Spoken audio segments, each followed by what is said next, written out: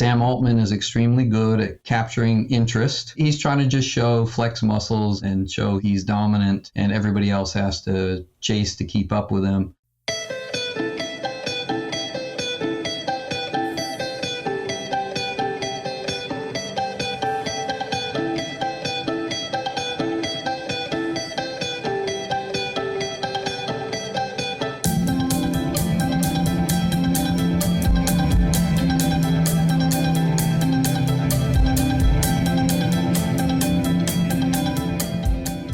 Welcome to Broken Silicon, a gaming hardware podcast. I am your host, Tom, and this episode is brought to you by CDkeyoffer.com, where you can get Windows 11 Pro for just $24 with offer code Broken Silicon, and then also Silver Knight PCs, where you can get 10% off everything on their website, including things that have RAM in it, with that same offer code Broken Silicon as well.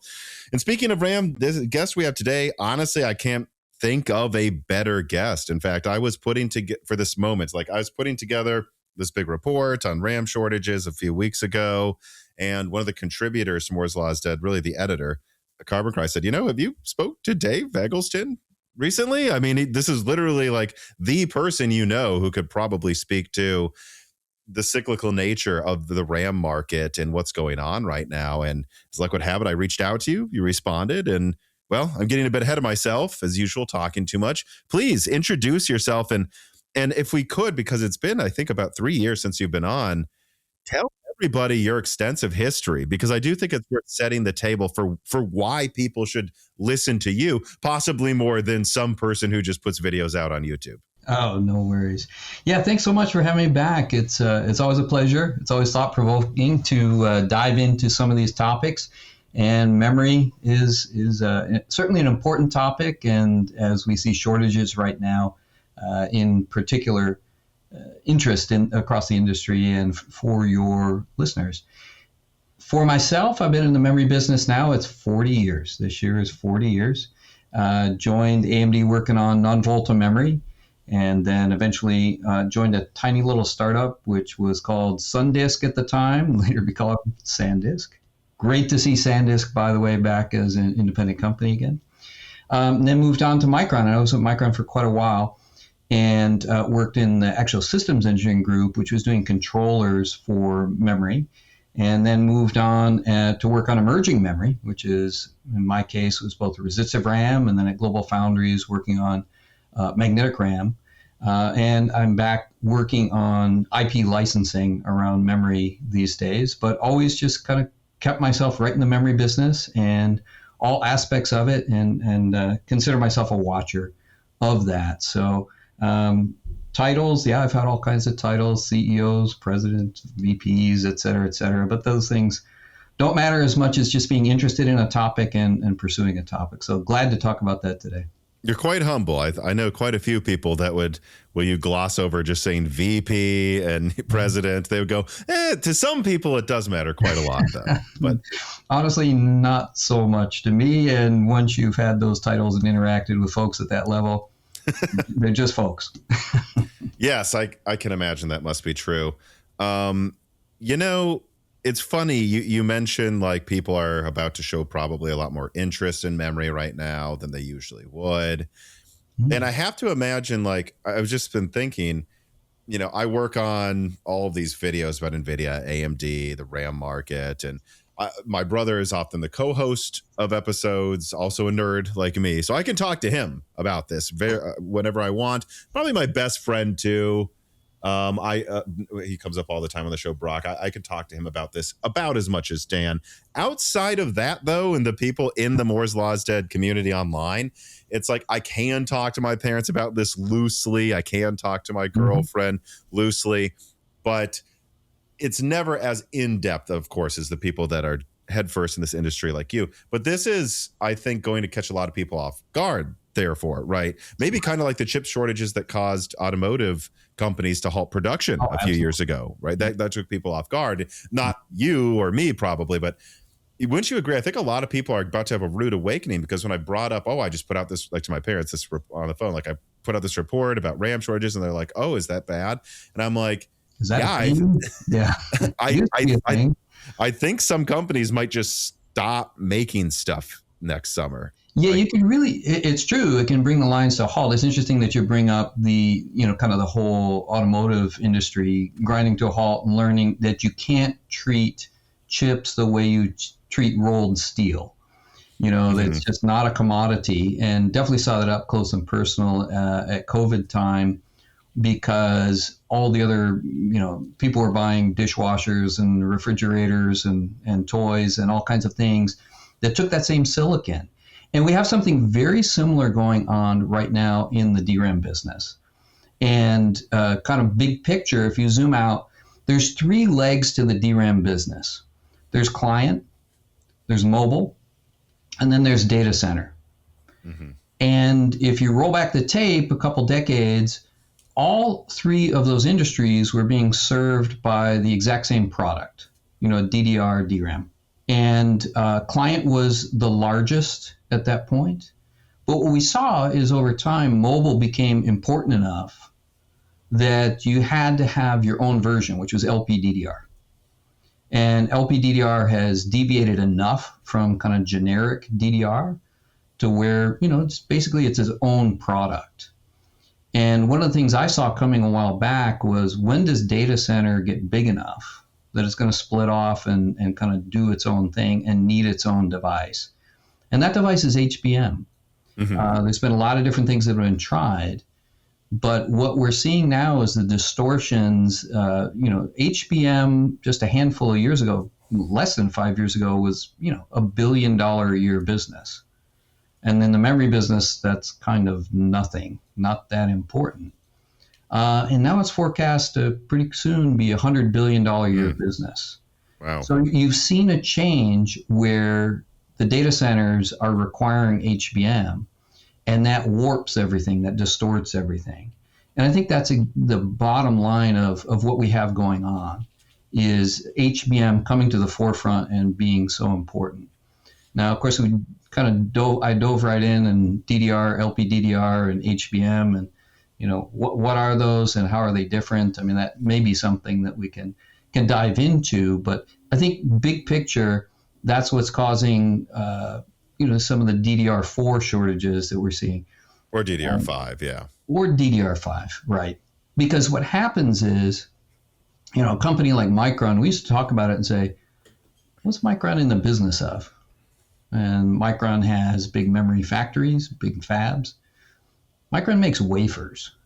And at the end of the day, what you make on that wafer could be a NAND product, could be DDR5, or it could be HBM. So where can they make the most money on producing a wafer? And so again, that's the kind of warpage we see, the changes we're seeing in the memory business that are leading to some of these shortages. Yeah, and I think that modularity and what you can use the same equipment for to make different types of products is something the average consumer often misses. I remember during the COVID days, people were just saying things like, well, why can't they just make more PS5s? And I'm like, well, because those same chips are actually the chips that are used to make all of these AI and data center chips that NVIDIA can sell for 10 grand. So why you would use the same amount of space to make two PS5s Right. or something? I don't know why you would do that. And it went on and on and on. Like the automotive manufacturers used not the most advanced silicon, but close actually compared to where they probably would have in the past. And so then it's like, well, maybe the same IO dies are being used by Zen 2, using the same nodes at some of these facilities or whatever other client products. And that's where you realize, like, well, how much are they paying for this chip that goes into a car versus this super expensive chip that might go into a laptop? And then they get in. That's why they're not getting parts for their cars. Absolutely. Yeah, anybody that runs a fab, whether it's a foundry like you're talking about for the automotive shortages, or a memory fab, again, it's how much money can I make for each wafer that gets produced. Now, one of the things about HBM, HBM in the way it's configured, it just doesn't pack anywhere near as many memory bits per millimeter squared of silicon. And, we can get into the reasons why that's the case. But you can think of it as it's less efficient in terms of bits of silicon, but it's highly profitable. So as you shift your production over to doing HBM, you have to crank out more and more wafers just to get the the total number of terabytes or whatever somebody needs in their system to crank that out. So the efficiency is not there on HBM. The reason for that, I started to talk about that, but the reason really is because you have to wrap a lot of logic around HBM to get the performance that GPUs need. And, I think that's kind of the key piece. There was a number of different things that were tried. Some people might remember Micron had something called the hybrid memory cube a while back. Mm-hmm. And that was another case of putting logic in front of lots of stacks of DRAM chips, and they weren't DDR chips, they were custom designed. But that one didn't work out. That was a little too abstracted. HBM is kind of the brute force approach of just giving that huge fire hose of data and giving that to the GPUs. I mean, in memory, you can go broad or you can go deep. You can't really go both at the same time. And HBM maximizes going broad, giving the widest possible interface, but you can't get the depth. So that's one of the drawbacks of HBM, and that's why it tends to consume a lot of wafers to get the capacities that these GPUs need. Let me dive in a little bit more to just kind of get a mental model. If there's folks that don't really understand, hey, how's HBM different? And why is it so important? So think about, especially when fintech really came to the forefront in trading.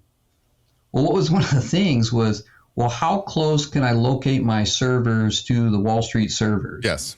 Can I put them on the other side of the wall? And I actually had someone who's an engineer that specializes in building that sort of stuff on the show before, and it's fascinating. He wants the highest clock chip, the closest to Wall Street. That's right. What they want. Yeah, and I think the analogy here for HBM is really good because in the case of a GPU is just a beast in terms of how much data it needs to feed it. And we'll go into that a little bit more later. I mean, how's that constructed and why does that matter? But in the case of HBM, what you're doing is think of that wall. On the other side is the Wall Street server. Here's your server. You're punching as many holes through that wall as you possibly can to put as wide a bus into there as you can. And you're limited just by that area of wall that you have to go through. So again, HBM is that brute force approach is just putting as many data bus paths into that other side. And then you just want that run to be as short as possible. So that's why you see such tight integration of HBM with GPUs. They have to really be co-designed. Mm-hmm. And that's where, SK Hynix has done just a phenomenal job. And I understand that one, because if we kind of look at the different players, Micron, SK Hynix, and Samsung, when it comes to HBM, SK Hynix, even going back to DDR generation, was pretty famous for, I'll just do whatever Intel tells me to do. Mm-hmm. And they would stay very much in sync with the CPU design teams, the memory controller design teams inside Intel, all the way through the validation, characterization, etc. So when it comes to HBM, I don't know personally, but I would imagine they followed exactly the same script with NVIDIA, which was, hey, NVIDIA, just tell me what you need and we'll do it. I'm focusing so much on HBM because it's just changed so much as a business. And now that third leg of the stool, which had just been same as client, well, maybe a little bit different than client, but DDR, which you could use for client, you could use for data center. Now data center is using a unique chip, and that's HBM. And what you need to do to be a successful player in that is very different from doing a great job at client. Mm-hmm. And I think, this kind of gets us into the first big subject I want to get into with you, which is, like what's causing all of this and the misconceptions out there, because there are, understandably to a large degree, gamers and a lot of people, I'm sure, are mad about these RAM shortages.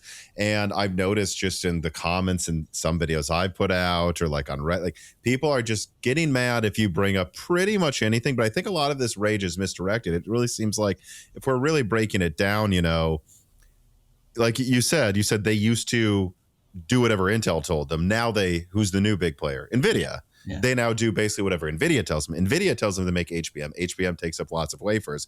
Those wafers are Could not have gone going somewhere else. Yeah.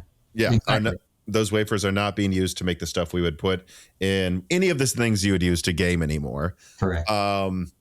And because of that, that's really what's causing the shortage.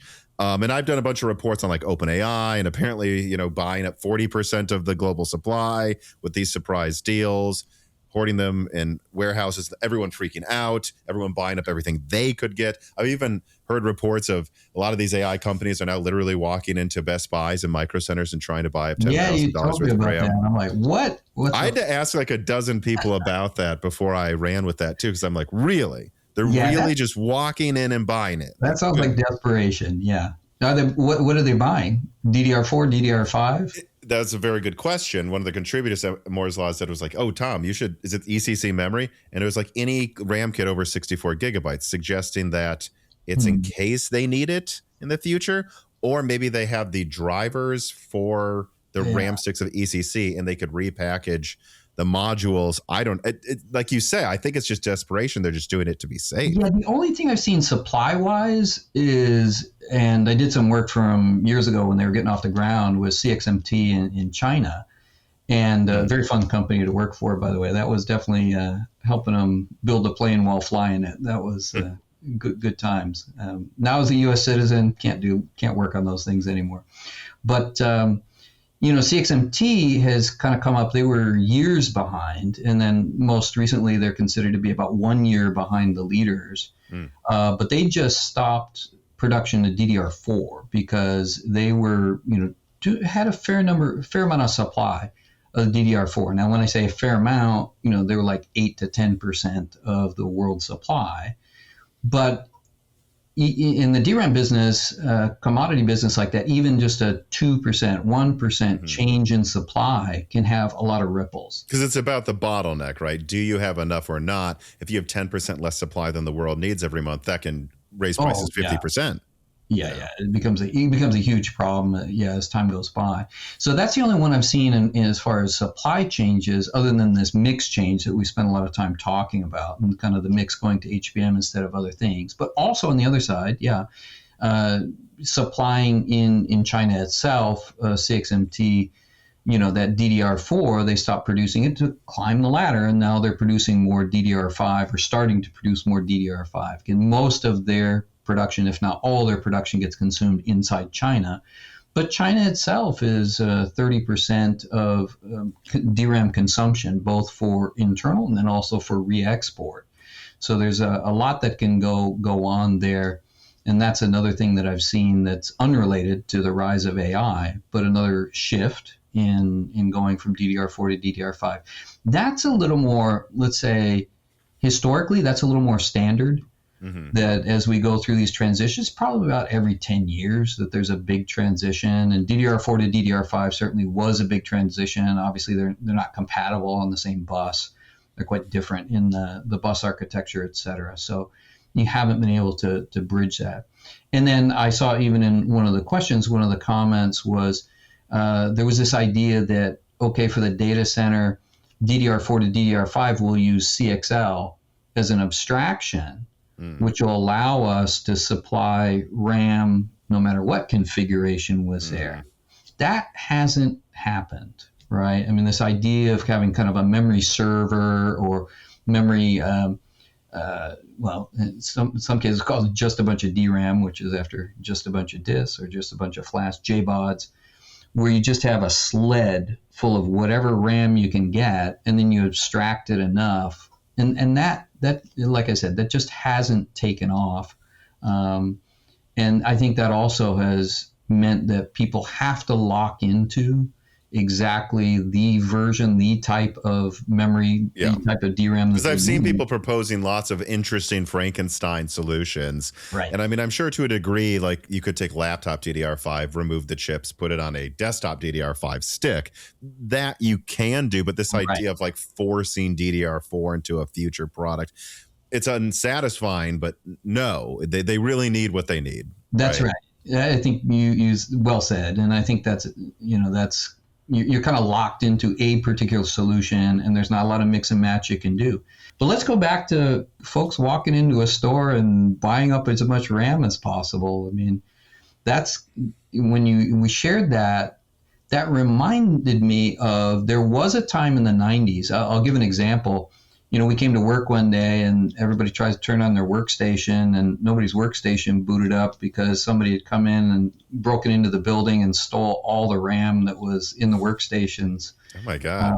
Yep. Left the workstations, just took the RAM. Okay. Just took the RAM. Yeah. And there was a thing around Silicon Valley where people were hijacking the trucks that were full of modules, DRAM modules. What year was this? This was in like the mid 90s. Okay. Early to mid 90s. So, when we're not quite as bad as hijacking trucks of RAM yet, but there have been times like that in the past where there have been severe shortages where people can't ship systems because they can't get enough memory, and that's what you're talking about. Do you remember how much prices spiked? Like I don't remember. I was in the mid 90s. I was 4 years old, but not to make you feel old, but I'm saying I do remember though when I was that little, the PC my parents would buy, the one PC we all shared was like, I don't know, like $2,000, $3,000, $4,000, and today they can get something better for $500. Well, better for $10, but they can get something equivalent to the status of that one now for like $1,000. I'm wondering, like, what was the percentage RAM went up then? Did it go from like $100? That was like it was a short spike, and it was like doubling and tripling in a matter of weeks. When you just looked at it. That sounds kind of similar to now then. Yeah. Yeah, so it was a real shock, and those kind of things can come through. And what's funny is you just wait a couple of years and then you can't give it away. I mean, there's too much, and for whatever reason, the keeping the supply in balance. Now, one of the things, thinking back, not at that time, but a little bit earlier, if we talk about the 1980s into the 90s, at one point. I think when I first joined Micron, or shortly before I joined Micron was number 9 in the memory business. Mm-hmm. Think about that for a minute. Now, there were companies beneath them that were producing DRAM. Yeah. So, there was a time when you had 20, 30 different companies all producing DRAM. And that created a lot of supply chain dynamics because of overproduction, underproduction, back and forth, companies getting out of the business, et cetera, et cetera.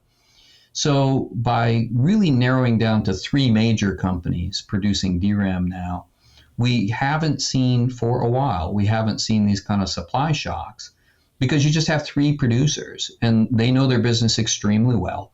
And they know how to, plan production, bring on production, et cetera. But now, again, back to that whole point, with HBM, we see a warping of this whole ecosystem. And so that's what's unusual to me now.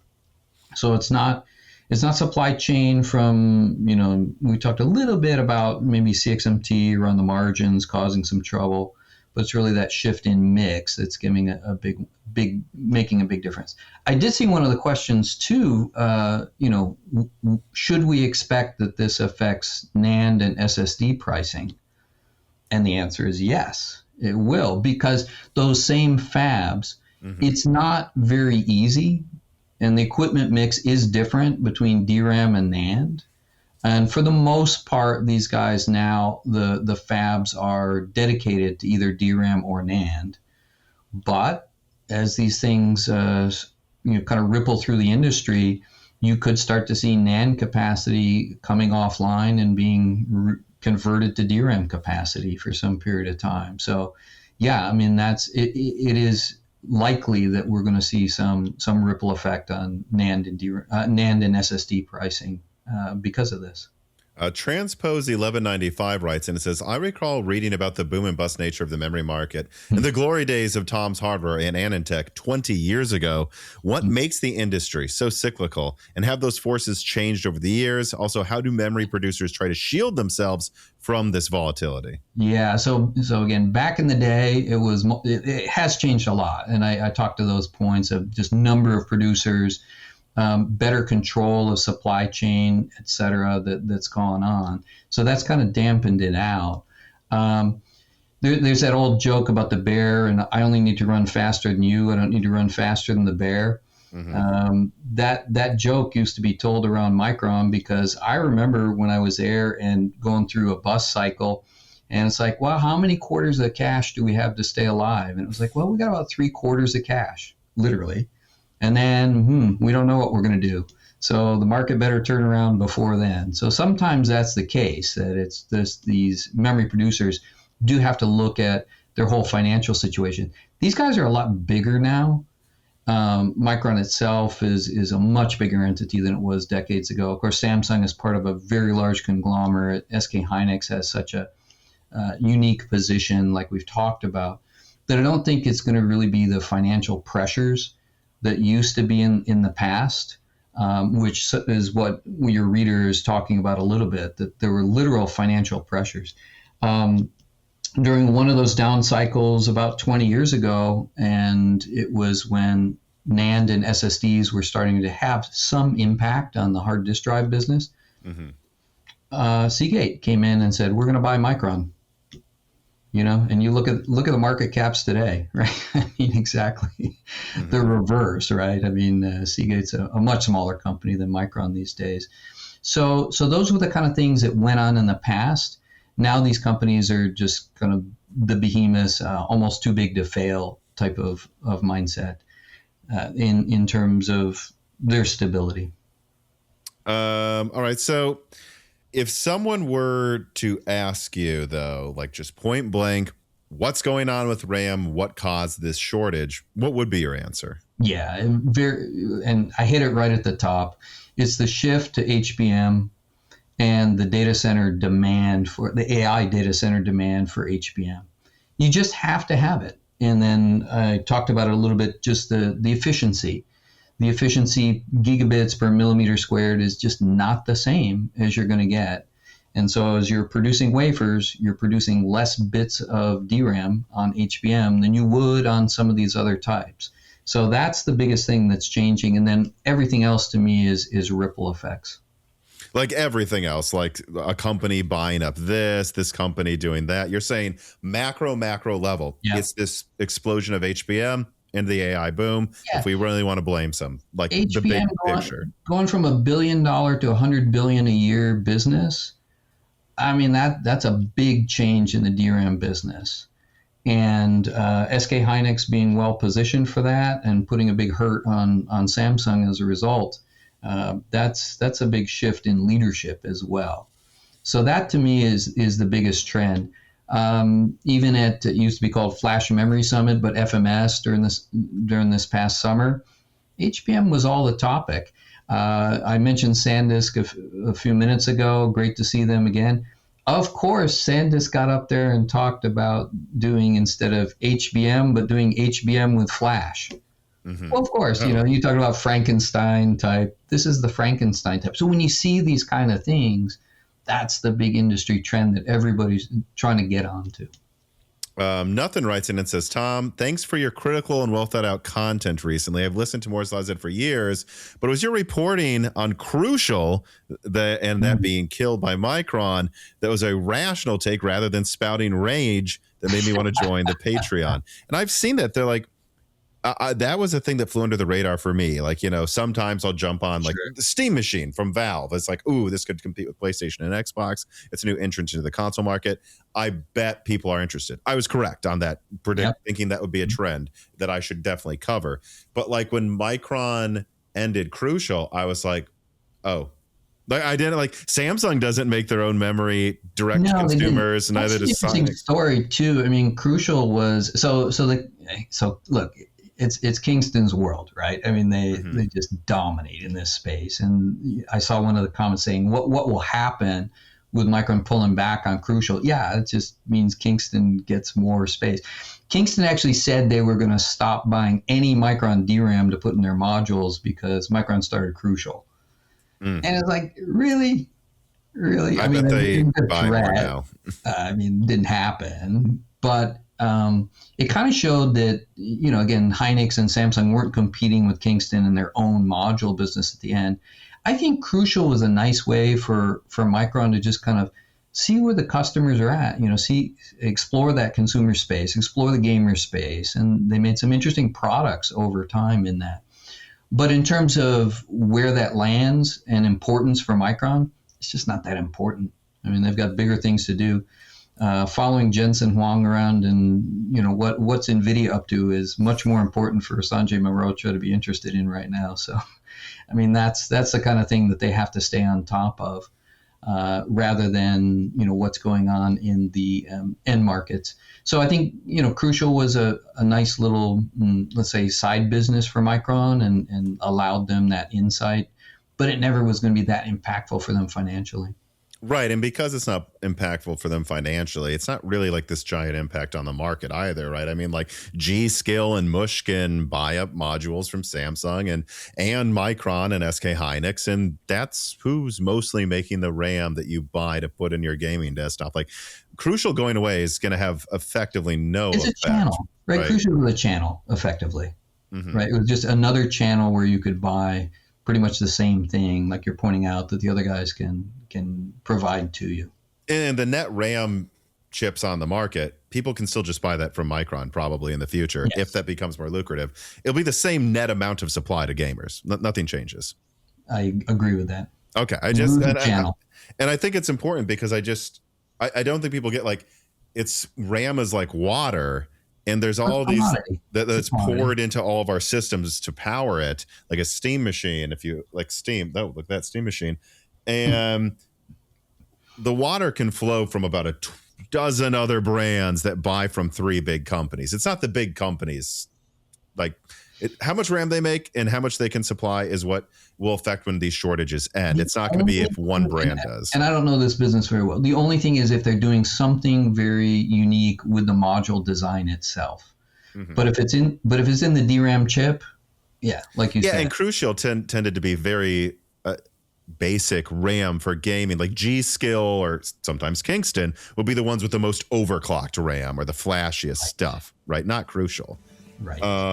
This piece of content is brought to you by CDkeyoffer.com. Believe it or not, what you are looking at is my co-host Dan putting together his current Zen 4 desktop almost exactly a year ago. Of course, that code for Windows 11 came from CDkeyoffer.com. And we've been using CDkeyoffer.com at Moore's Law Z for a very long time. I use it for my office software on both my desktop and my laptop. And that's because they're reliable. They've always been there for us. And they offer reasonable prices for Microsoft products that are usually set, in my opinion, at monopolistic pricing. And they're actually having a Christmas super sale right now. So if you're looking to get the best pricing on Microsoft software or games or other products on their website as well, please show support for a company that's shown support for the Moore's Law is Dead team and community for years by using offer code BROKENSILICON to get 25% off all Microsoft software and DieShrink to get 3% off everything else. So support Moore's Law is Dead by checking out CDkeyoffer.com today.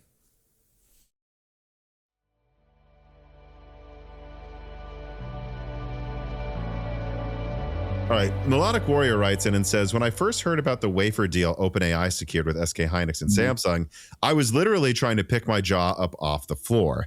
I'm still baffled at how OpenAI pulled this off, though. How would it have been possible for them to get 2 separate deals with both Samsung and SK Hynix without SK and Samsung knowing about each other's massive deal and thus win the ink drawing, securing 40% of the RAM market overnight?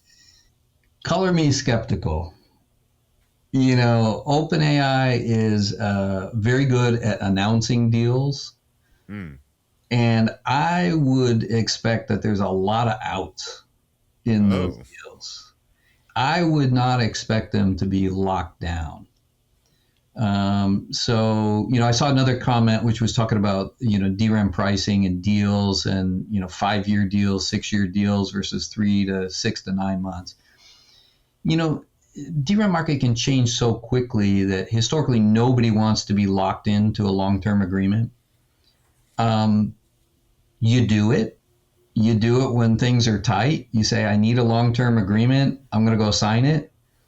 And then the market softens and everybody goes back, I want to renegotiate my deal.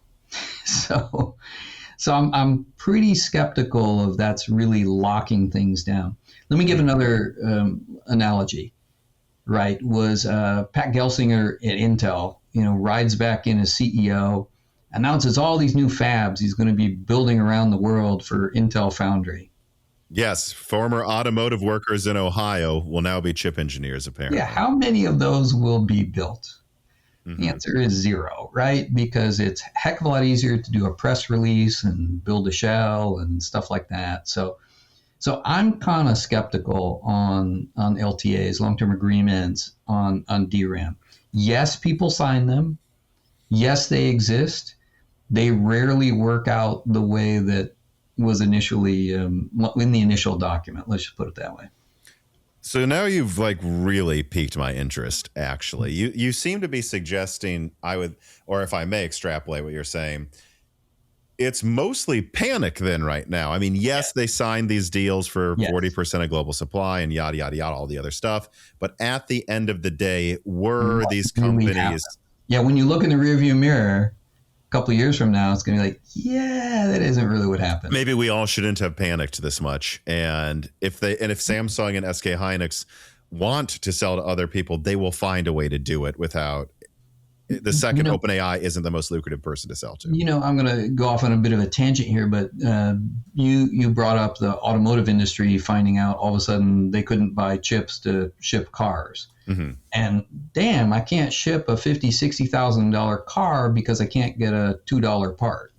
And literally that was what was happening. Mm-hmm. On the other side of that, the foundries, and I've been close to the Global Foundries guys, worked there for a number of years. The Global Foundries guys, I was talking to their SVP that handled all their contracts and partnerships. He's like, this is the greatest time in my life. He said, I've got folks stacked up and we're signing long-term agreements. Mm-hmm. And he was even insisting that they buy him fab equipment and put it on his floor that he could run in order for them to just buy chips, just buy wafers. And a lot of the guys companies are like, no, I'm not going to do that. And it's like, yeah, I've got people behind you in line, so please move to the end of the line. So these things happen. And that was a panic situation. How much of those long-term agreements, how many of those long-term agreements, which were 5-year plus agreements, are still in force? Probably 0. Right, because that 5-year would be ending 2 years go by, you get this impulse, it comes back down, and the customers go, you know what? I don't like that long-term agreement anymore. I want out. And then in order to keep the customer, you kill the agreement. So, or renegotiate. In some cases, you pay a little money to get out or something like that. So, yeah, I'm skeptical. It doesn't make sense for a cyclical business. You're exactly right. It's panic. You put something like this in place. Sam Altman is extremely good at capturing interest and putting, press releases out there. No. I mean, he's trying to just flex muscles and show he's dominant, and everybody else has to chase to keep up with him. If they also panic, which I doubt they will, I don't see it playing out that way.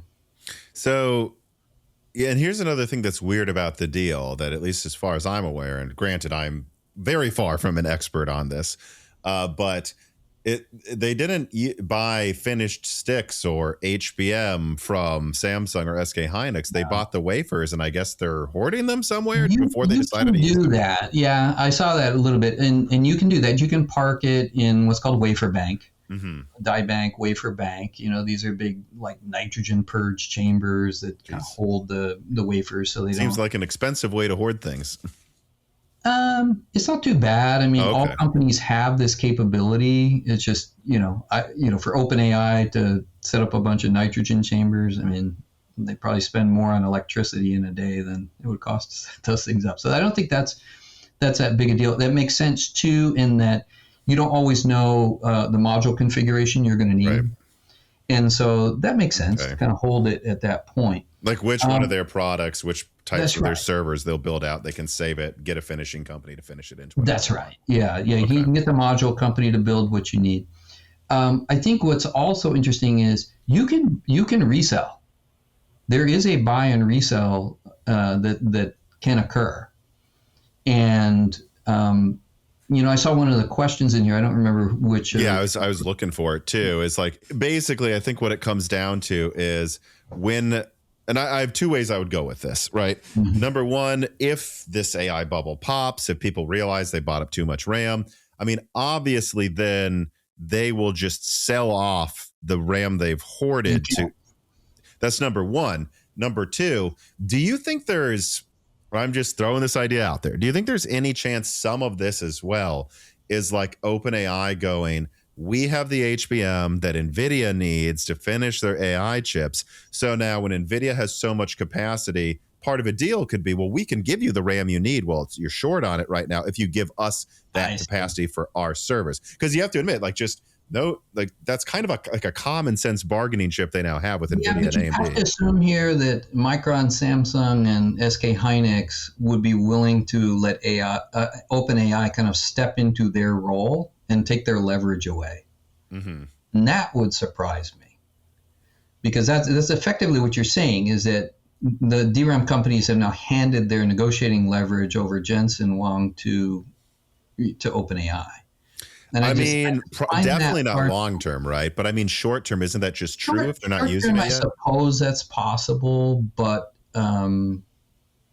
yeah, it seems it seems unlikely to me, because they're going to keep such tight relationship with NVIDIA that these guys are constantly talking. What do you need? What can we do for you? There's from engineering level all the way through executive level, that kind of interchange is going on. So I guess it's possible. And I guess what you're saying too, right, is if they did try this, Samsung and SK Hynix would take notice and probably immediately be renegotiating their contracts then. Or suddenly, or failure to deliver, or et cetera, et cetera. Again, because none of those memory companies want to give their leverage away. Right.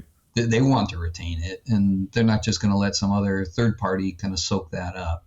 I think there was some attempt at this. If I think back in time, there was a time when Dell and HP would do the same kind of things in server memory. Some of these strategies work over a short time horizon, right, months to quarters, but not really longer than that. So again, if OpenAI is gaining some negotiating leverage out of this, it's a short-term play. Mm-hmm. Isn't that plausible though? Like just in general, that a lot of this going on with this AI build out, especially with OpenAI, it seems, is all short-term plays though. This is just my opinion. It feels like this AI market or bubble, if you will, I will call it a bubble. It seems like it's increasingly turning into short-term plays and less long-term plays. Like, how can we get the most soonest, get ahead? I have to be faster than you. I don't need to be faster than you, not the fastest person for the bear to eat the person behind me. But the circular Ponzi is lasting a lot longer than any of us expected. I mean, that seems to be the case. Well, I never claim to be sure of when anything ends, because you never really know, The market can remain irrational longer than you can stay in it. So, but it's something real too, because I think, one of the things that I always thought was going to provide gravity was the CFOs at these companies going, hey, what am I getting for all this investment? And so it's an arms race. But the thing that's different with this one is this is a nation state arms race. Mm-hmm. When you see NVIDIA chips. But that's the narrative that they've sold successfully so far. No, I think it's real, because when you see NVIDIA chips being used as an export capability, or hey, Saudi Arabia wants this many GPUs for their newest data centers they're going to be delivering. I mean, that also is something different, because now you're outside the normal economics that companies would interact under. And as a nation state arms race, hey, we've got to beat China, we've got to keep going. That's something different. So I don't sell it short. I think this is going to be longer lasting than any of us might have thought, 2-3 years ago. It still seems to be that there's a lot of momentum and a lot of possibility in it. Just don't get too hung up on the press releases that, we're gonna buy. What was Sam Altman going to do? I mean, he was going to invest $1 trillion into chip development, and he's looking for somebody it was Saudi Arabia to build him fabs, and it's like, yeah, buddy, no. Where do the people that know how to do that come from too? It's not just buying land or putting in machines or any of that. Look at TSMC's struggles just to get up and running in Arizona. I mean, that's been hard because it's where do the people come from? And how do you get them lined up behind that certain objective? So no, back to your key point. OpenAI is playing a short-term game. Okay. And yes, some of this is good headline fodder. And like I said a while back, color me skeptical. Yeah, and just to, put into perspective like where I'm coming from, I think the same thing as you, or at least I did. We'll see if I even think that's what will pop this bubble anymore. Is like, I thought, I think people are going to spend $1 billion at a company on AI. They'll fire people, and then they'll go, oh, we need to rehire people, and we've only made back $1 million. We haven't made back $1 billion. Like, definitely, like, AI's, again, everyone thinks I'm like some Luddite. It's like, no, I use AI every day. It's here to stay. I'm not saying it's going away, but could it be overvalued at this point? I'm in the same place as you. It's just, and I was especially convinced by this other argument, which really kind of dovetails with what me and you just said, to be honest. But Ed Elson from the Professor Galloway Markets podcast was just on, and he said that his opinion is it's all narrative at this point, and so the thing that changes it is narrative. When does the narrative change? Because like when you look at Palantir's earnings multiple, I don't think it's just like short term they're making that back, and whenever the public looks at it differently is when they might start scaling back how much spending is going into this. And to think that we know what will really change the narrative is probably naive or egotistical. I guess I can understand that and buy some of that. But I think it's AI is already proving to be a lot more impactful. I think there's a lot of these tech companies have been doing layoffs. There's also kind of they've been rehiring. They've been starting to rehire though too. Some of the people a little bit. I was going to contrast it. Let me back up for a second. I was going to contrast it with, Zuckerberg's play in the metaverse. Okay. Right. I mean, he just folded that up, and how much did he spend on it? What the number they came up with is like 77 billion, which compared to AI is still nothing. But nation states weren't interested in the metaverse. It just didn't have any traction. And again, Trump traveling around with Jensen doing deals, allegedly doing deals. Press releases at a minimum. That's press releases for sure, but that's different. I mean, that's something that's not been the case for boom and bust cycles around the memory business or around, data center growth, et cetera. So we got new players on the field. Don't you think that's kind of like a way China's kind of trying to fight this as well? It's kind of like how they dumped steel on the market for cheap. They're dumping AI models on the market for free constantly from tons of companies that don't require all of these chips. Yeah. Could that be part of too? Again, if the narrative were to change, people take a step back and go, maybe we don't need all of this infrastructure. I think that's a reasonable point. And I think there's some of that is yes. I mean, that's a way for them to play it. But I think also DeepSeek is an interesting one because it's clever engineering. Mm-hmm. And it's clever engineering that comes from constraints. I can't get the number of GPUs I want. I can't throw the whole, fire hose of data at it. So what can I do in my algorithms? How can I do training different? How can I, how can I adapt with these constraints? And so I'm a little more respectful of it in terms of its clever engineering. Oh, I don't mean to put it down, No, I wasn't saying that, but I think, of course, if I'm going to put myself Chinese government side, I'm going to make the most of this, right? I mean, this is a little company over here. Interesting, too, they're high-frequency trading guys, which is move fast, break things, et cetera. They figured out how to do it. And I think it was a great wake-up call for Google in particular. It seems like Google's kind of back on the playing field now. Yeah. It seemed like they were out of it for a while. Yeah, it is better. Their new Gemini definitely works better. I can say that, and they're starting to make their own chips as well. Yeah, so I think David Sachs made this point a couple of weeks ago, just about for the U.S. There's kind of this concern. Well, there was kind of this concern that, hey, is the U.S. itself going to backstop OpenAI and financially?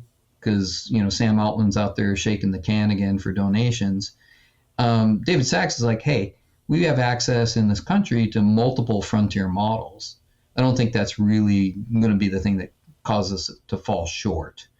China, same thing. I think there's multiple teams working on different things. The constraints are just different, and so they're going to come up with solutions. But that's the arms race that we're in, and that's what's go back to our key point. That's what's warping the memory business. Moist Queasy Bartlett Lake Soup 999. This was a person you had quite a few questions about their name, which I have questions. Yes, I have questions. But people in the comments can explain to everyone else what this name means, because long-term Moore's Law's Dead fans will get all of the jokes. But 3 years or so into AI, and it's left a wake of victims: energy, water, and hardware, which now includes RAM, not just GPUs. Yep. What do you think will be next? Capacitors, PCBs, or something, or other things no one knows about but will notice when it's gone? Actually, if I may say, I think energy is still not quite hit people yet. I think that's... Yeah, no, I think that's a good one. But let me stay in my own lane on hardware. I think there's two things. I think one we talked about already, which is I think there's going to be a ripple to NAND and SSDs. Mm-hmm. And that's just because the memory companies themselves, where do you invest? These companies like to keep a pretty decent balance between NAND and DRAM, but DRAM's really profitable right now. So that's getting a lot of the focus and a lot of the funding. Different topic too, by the way, Tom, we may come back around to is technology-wise. What can also move DRAM forward? So maybe placeholder on that, and we'll come back and talk about it. The other one that I'm hearing about is TSMC themselves is kicking customers out of like their 40 nanometer fab, and fabs, and there are multiple of these. Well, that's kind of an older technology. Why? Why are you doing that? And in this case, business I'm pretty aware of is microcontrollers. Why are you doing that? And the answer is that I can come up with is because they need those 40 nanometer fabs to do some of the silicon substrates, which help match up HBM and GPUs. So again, it's ripple. It's another ripple that comes out. So could microcontrollers start getting some shortages because these guys have to find new fabs, et cetera? And TSMC is making a very logical decision there that, hey, feeding this GPU and HBM beast where I need silicon substrates and I use my older fabs for that, that may cause some other shortages. So those are the two in the hardware space. NAND SSDs, I think we can expect some price increases, some changes there. And then maybe something like SoCs and microcontrollers that are built in some of these older process nodes, just because those fabs are being reused so feed this beast. Dark Side of the Force writes in and says, it seems like direct consumer RAM pricing has gone straight up. When do you think people will see similar increases in more consumer products, phones, tablets, but then eventually maybe smart TVs and even fridges?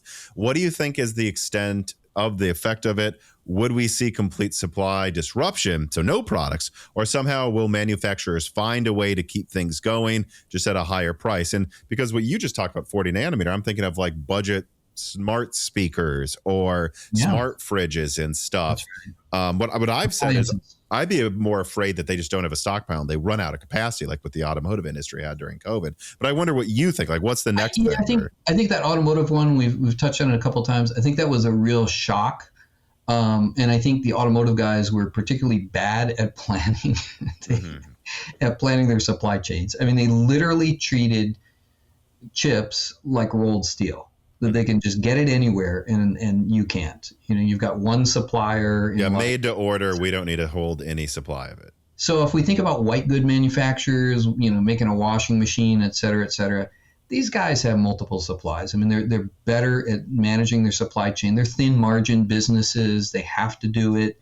Unlike, what was the one? Oh, it was the Ford Ranger truck. They were going back to an older model because of, again, like a $2 part. They just, they had to downscale.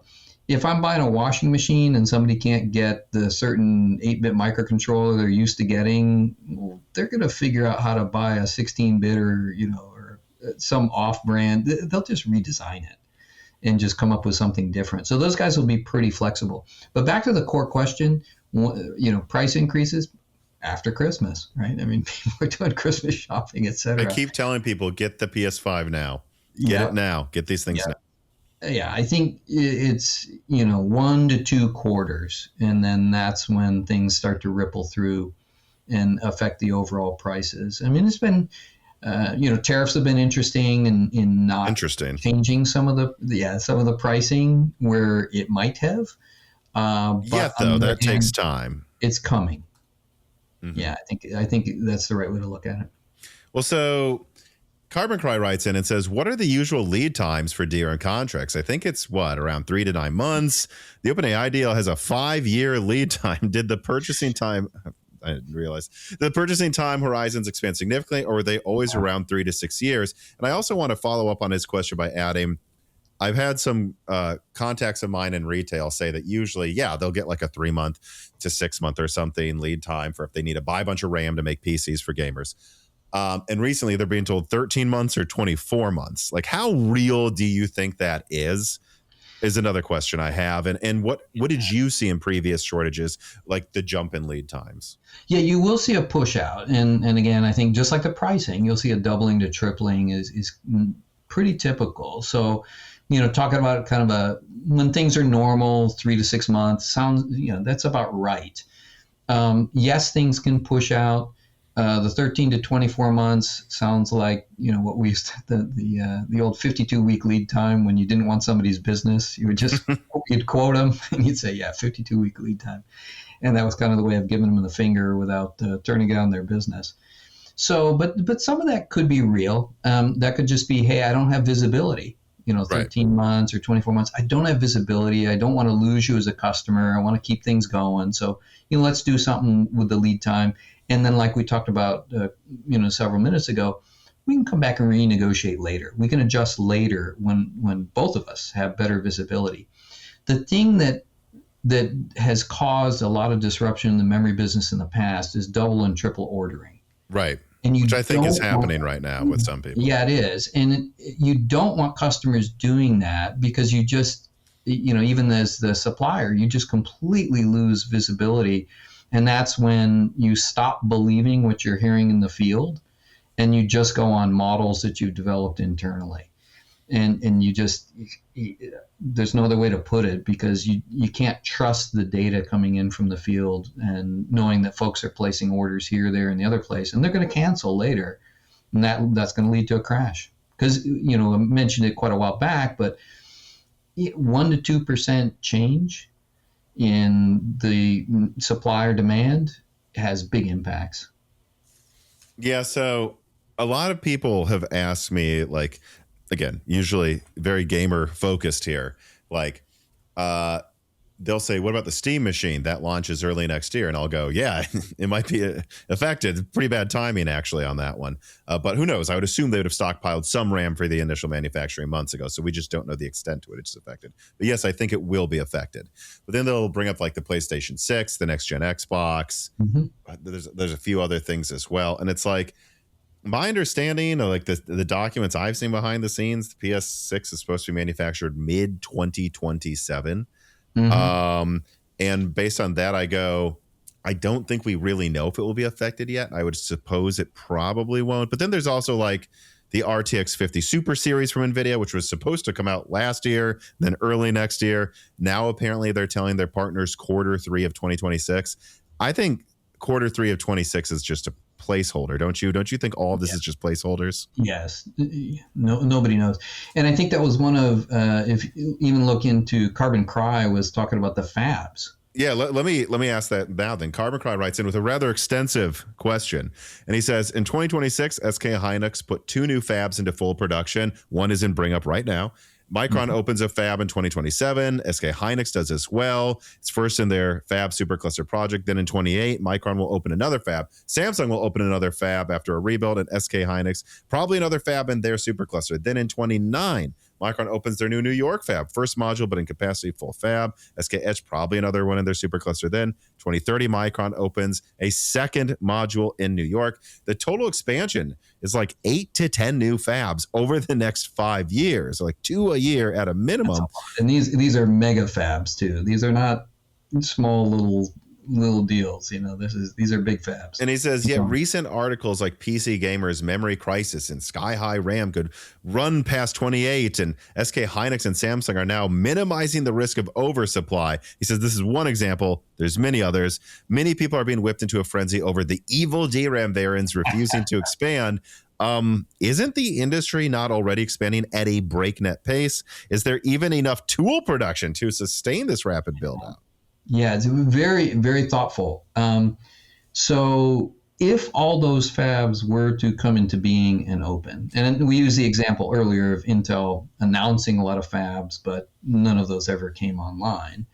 But again, these are serious companies that are talking about everything, and Micron's listed several times there. Micron's definitely on a build out right now, trying to keep up on capacity. They're in third place in the DRAM business, and it's a challenge for them to keep up with certainly Samsung. Samsung is part of Samsung Electronics, part of Samsung Corporation, so there's deep pockets there that allow them to expand.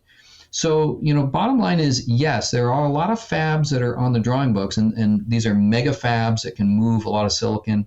That's one of the factors. And if these fabs all do get built, then that'll help relieve some of this supply shortage. But it takes time, as pointed out here. And then even the tools, that was a very good point, the tool production to sustain a more rapid build out. Yeah, I mean, the tool manufacturers, Applied Materials or Tokyo Electron, et cetera, there's only so many fab tools that they can build and produce at any given time. So there is an entire supply chain into build out of fabs. And those guys are also competing with the expansion that's going on. We didn't talk too much about nation states getting into the fab business. So that's going on at the same time.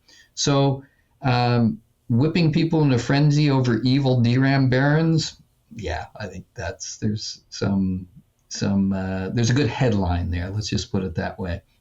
But the industry is looking to expand.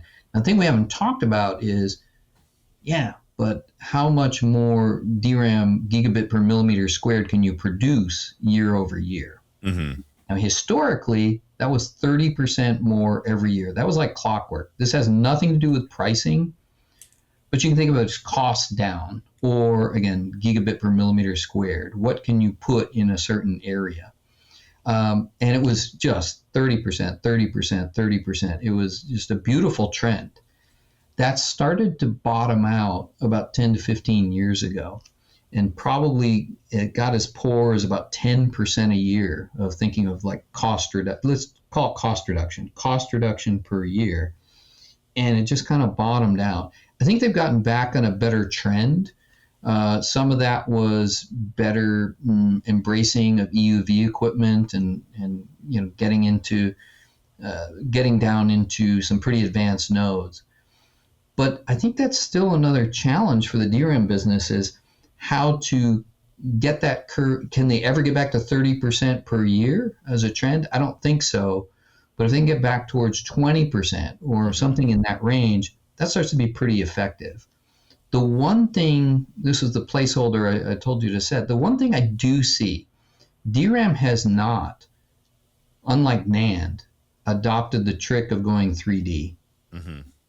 And this has been the opportunity for the longest time because NAND really kicked in and ran away from what you could do in a hard disk drive or SSD when they could go 3D. And now you're talking about gigabits per volume, millimeter cubed.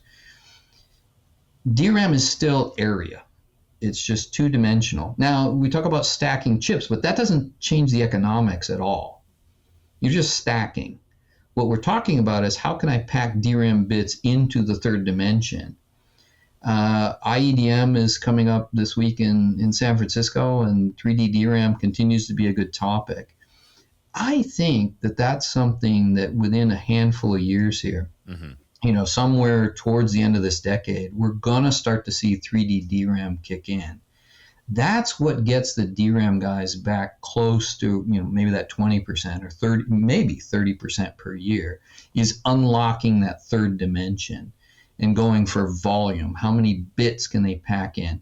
Now you're going to see that we talked about at the very beginning, the kind of three legs of the DRAM business: client, mobile, and then server.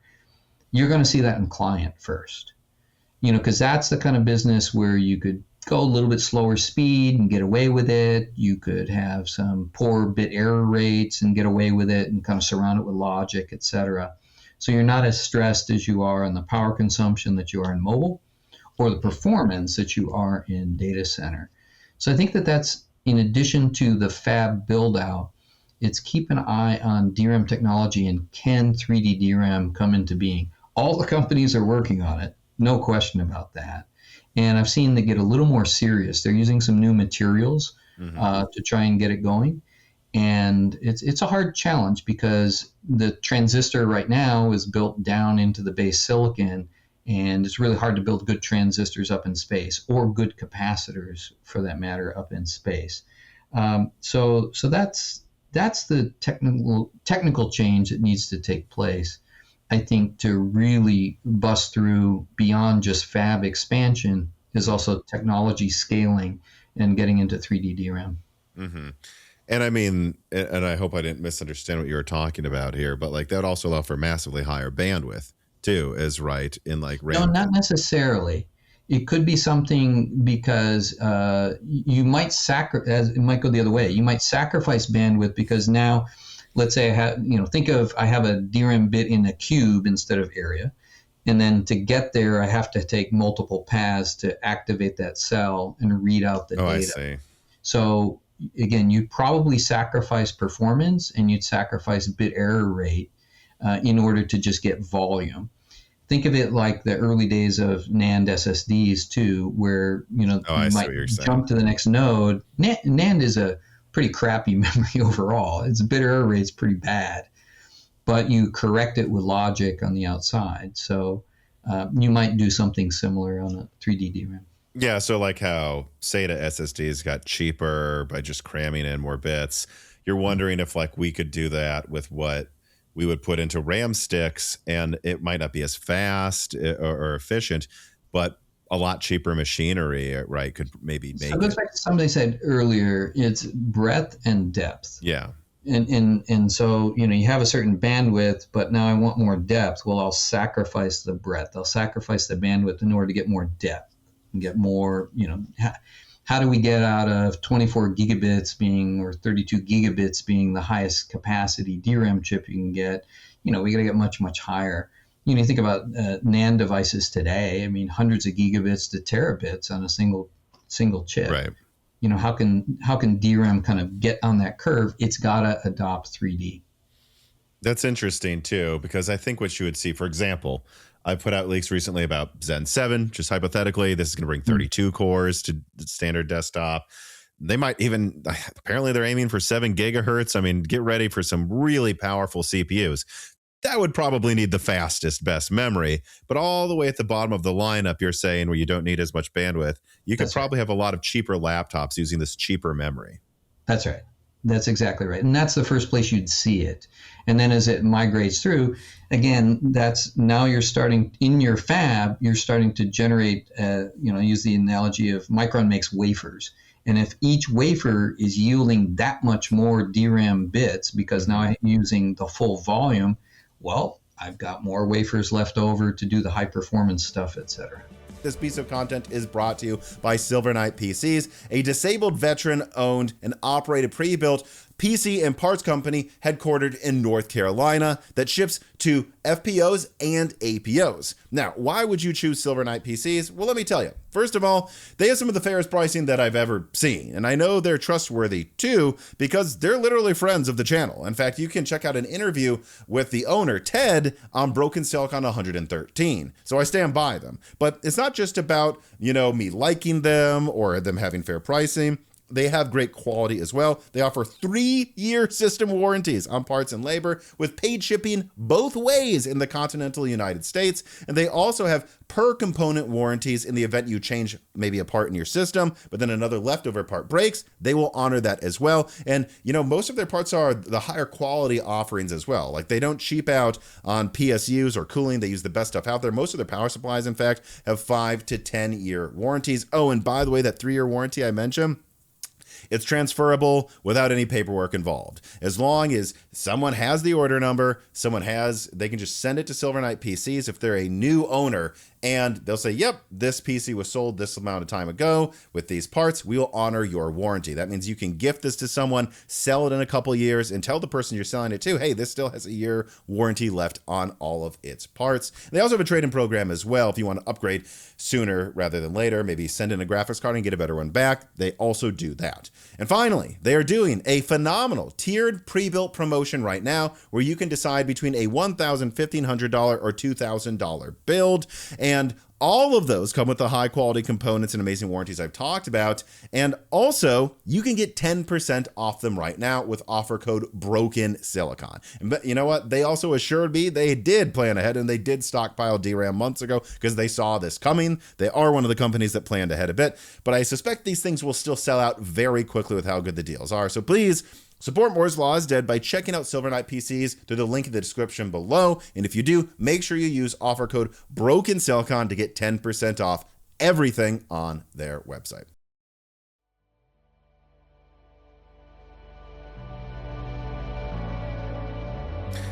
Now, I'm going to throw this one out there. I think I know your answer, but Nicholas Buckner writes in and says, do different countries need a strategic RAM reserve similar to strategic oil reserves at the government or joint venture or company level to help smooth out boom and bust cycles? Well, first of all, there usually are backup reserves of RAM. They were just pretty empty this cycle at companies. But I mean, think about what you're describing, like fundamentally new technology to make it, or evolutions of technology to make it cheaper, and all of these build outs happening at a breakneck pace. I think this is a very unsatisfying answer for gamers, or really anyone who needs RAM right now.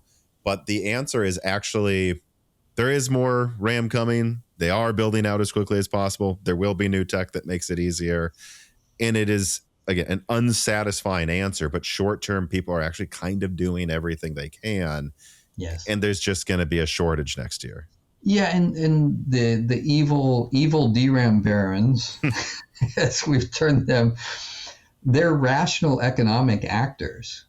Yeah. You know, what they're doing makes sense financially. And, I mean, I guess that's the nature of capitalism. Do we need nation states to get involved? Well, I mean, we did have a national cheese reserve for the longest time. I mean, okay, so the government has done some crazy things in my mind in the past. I think that was just to keep dairy farmers happy, but that's whole nother story. I'm not personally a fan of having the national Bitcoin reserve either, but I mean, that might wind up happening. So no, I don't think that's an answer. I don't think that getting governments involved in stockpiling RAM, and RAM, we talked about keeping it in nitrogen cabinets, et cetera, but it is perishable. It's something that as time goes by, there's better stuff that's coming out. The industry doesn't sit still. I don't know that oil, for that matter, if I sit on oil for 10 years. I believe that goes bad eventually, yeah. Yeah, there's probably some sell-by date, but you can probably hold on to oil for a pretty long time. But I think in terms of DRAM, no, it's fairly perishable. And that's why we talked about it earlier. This is a lot of short-term strategies in trying to make sense of the supply shortages. Well, that's the thing, too. The more we talk, the more my opinion on like who to blame and all. It's like, well, all of these companies before these shortages, they're not dumb. They were like, I think we'll need a lot of RAM soon. And they were building out. They've already been planning to build out as much as possible.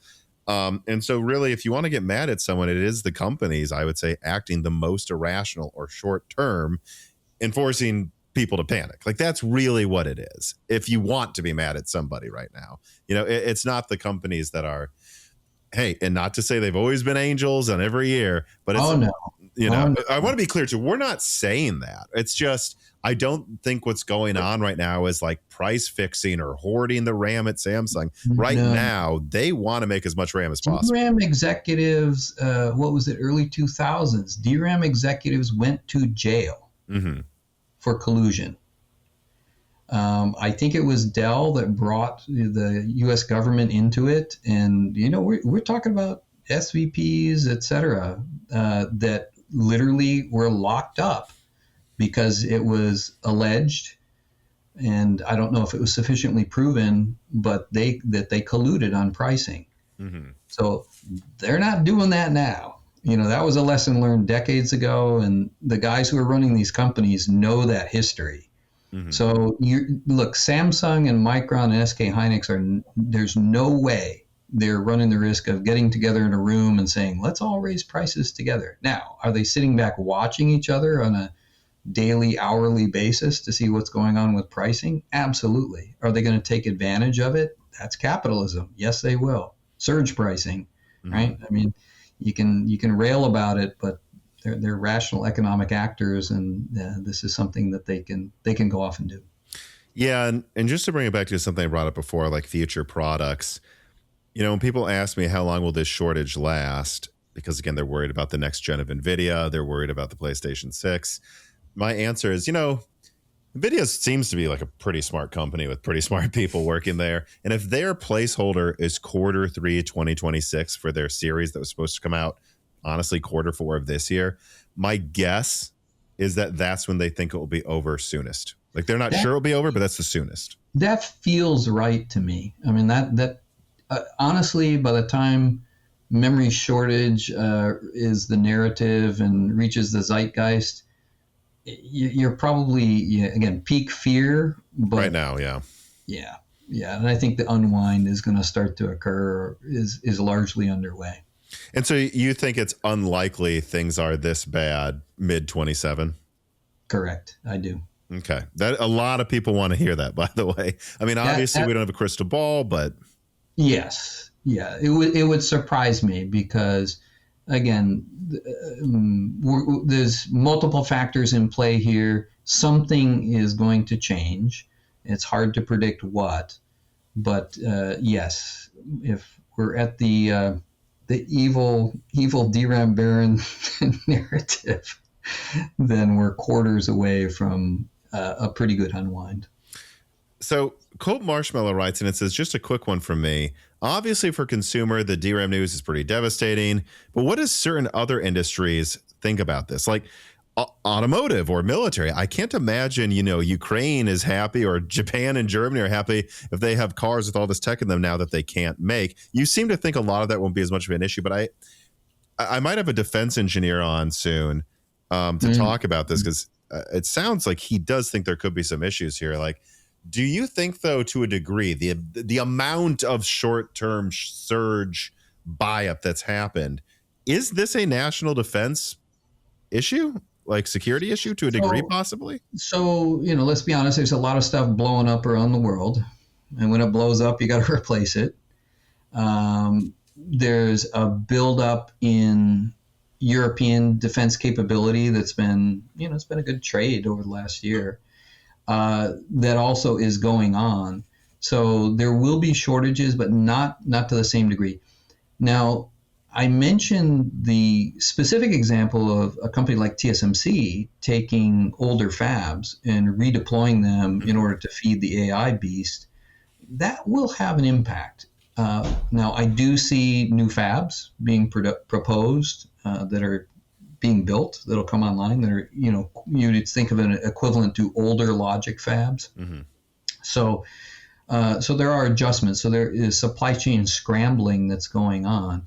So there will be some impact, but it's not anywhere near the level of impact we're talking about at the top line here, of just memory impact overall because of the distortions from the AI buildup. So do you think like there's any degree to which, though, like not even just the U.S., any government that it touches like the manufacturing of RAM might want to sit down and go, hey, in the future, we might want to have oversight over some of the deals that are signed, because if you spike this, all of a sudden we couldn't make a thing during 1 month? Or what do you think? I don't think so, because honestly, the military. So defense industry, if you think about just on the logic side, defense industry shifted years ago to buying a lot of FPGAs. Mm-hmm. And why? Because first of all, the volume of what they buy is so small that it's not worth doing an ASIC. Even if it's something you might produce on a missile for 10, 20 years. FPGAs are very flexible. I can reprogram it and I can use it here, I can use it there. So that's on the logic side. On the memory side, a lot of stuff is more, it's more embedded memory that's used. I see. And then there's not as much external memory. They don't like using charge-based. So a lot of aerospace and space and defense doesn't like using DRAM and NAND because they're charge-based memories. And in weapon systems, those can be disrupted with strong energy fields and corrupted data. So they like other types of memories, and those tend to be very specialty, tend to be produced in some very old fabs on some very old technologies, but that are particularly robust. So again, defense, military, no. In terms of if you scale out, and it's David Sachs, our AI czar, talking about, hey, I talk to Jensen all the time on GPUs, but now Jensen's telling me I've got a shortage of memory. Could you see him start to knock on Micron's door and say, hey, what can we do? What can we do to support you? What can we do so you build out your new fabs in New York faster? What can be done there? I think that's the kind of place where the government weighing in to just have that conversation, that this is a shortage. It's affecting our national agenda on AI. I think that's much more likely than down in weapon systems. Moist Queasy Bartlett Lake Soup 999 writes in yet again and says, could TSMC or especially Intel with their unified capacity switch to making memory wafers for direct to consumer? No. No. See, my gut answer was no, but I don't have enough experience. Yeah, the equipment mix in a fab for logic and memory is so different. It's just so different. How can I give just one quick example? Tokyo Electron. Tokyo Electron, the oxidation chamber that you use for DRAM capacitors or for NAND is never used in logic wafers. So the equipment's become too specialized specifically to memory technologies. So no, we talked about it earlier, even between DRAM and NAND, the capacity is not fungible. Mm-hmm. But between DRAM and logic, and then historically, logic guys, foundry guys sometimes look at the memory business, say, oh, this would be a good fab filler for me when things are lean. And then once they look into it, they always wind up going, no, I don't want to be in that business. No, thank you. So Jay Buffet writes in, and his question, I'm just going to paraphrase, is basically about being allowed to sell older manufacturing machines in Korea to Chinese markets so they can build out and upgrade, because there's this cycling that goes on. But I think you kind of touched on this already, right? Like the answer is there are a bunch of companies scrambling to get this stuff right now, or is there not? Or is there something where they can be done? Yeah, it's an interesting point. And China in particular has been blocked from buying most advanced fab equipment. They're really kind of stuck. Now, two things are happening there.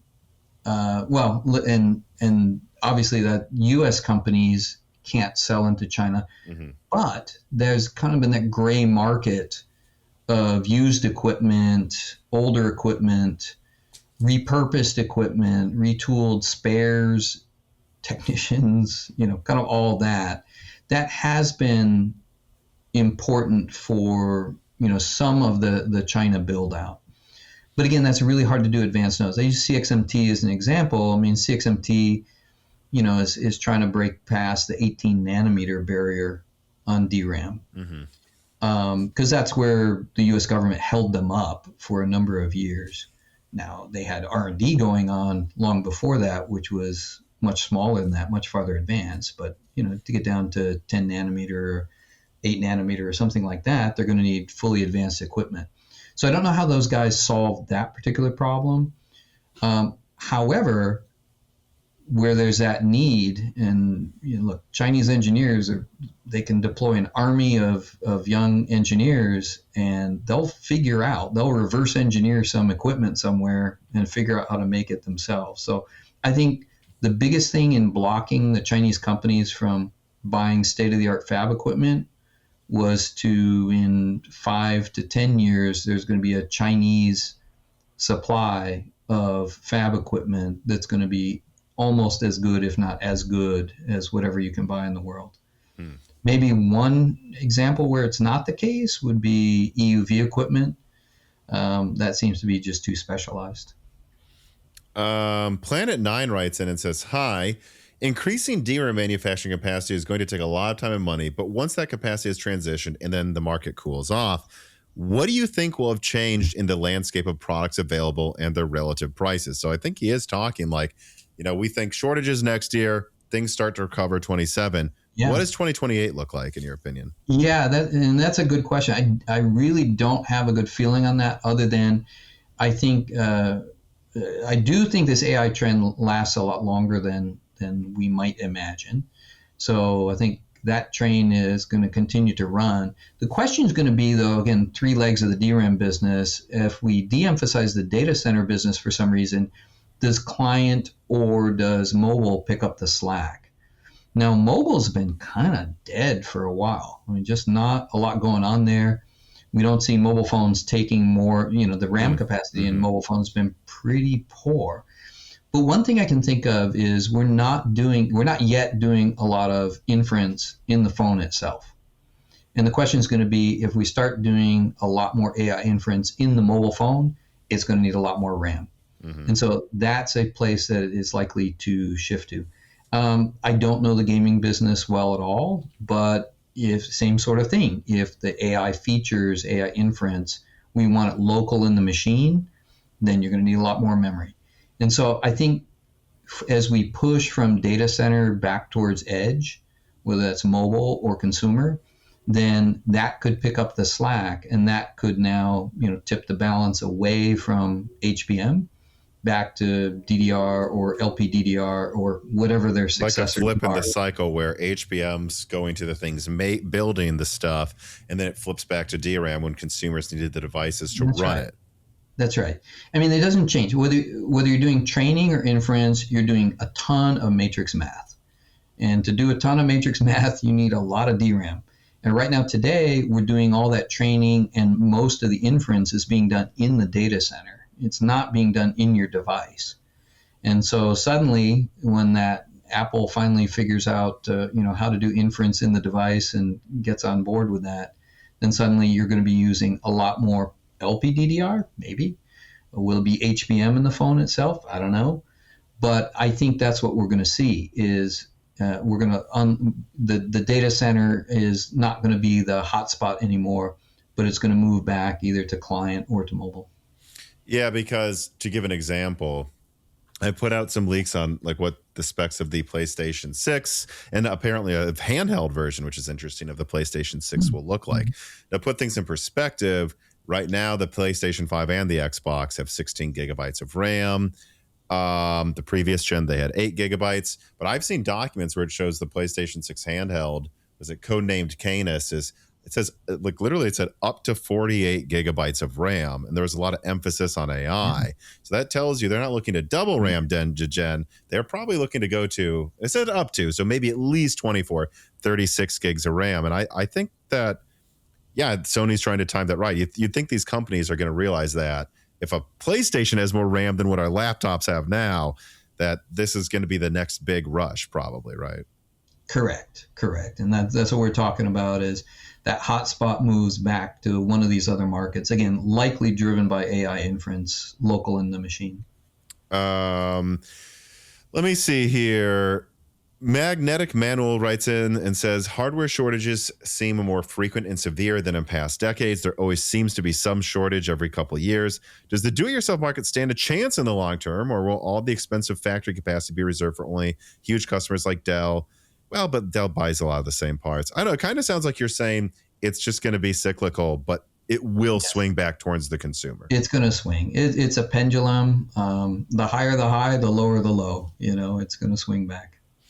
All right. We got a few last questions here that are just for you, because I don't think anyone else can answer these questions. But Melodic Warrior writes in and says, welcome back, Dave. It has been a while. DDR5 has impressed me overall as a technology. It feels like the timeline between when it was first launched to when higher-end kits become available was short. Have you ever seen a generation of DRAM where the technology improved at this rapid of a pace in such a short period of time? And what generation of DRAM excited you the most over the years? Yeah, good question. Because I have exactly the opposite take on DDR5.